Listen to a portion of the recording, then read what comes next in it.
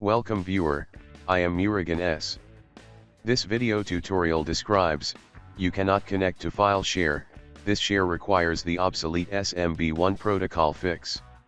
Type Control Panel in Windows search bar. Click Control Panel. Select View by small icons.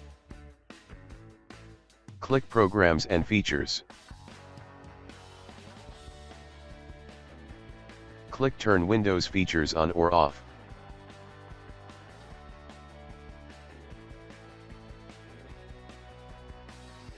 Check SMB 1.0/CIFS file sharing support.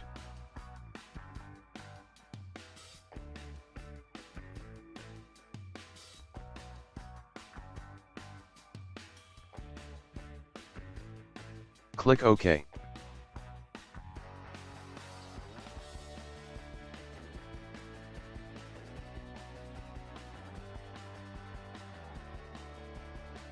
Click Restart now.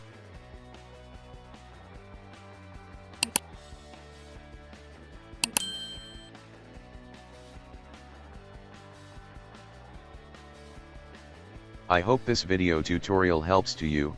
Please like, share and don't forget to subscribe my channel. Thank you very much. See you next video.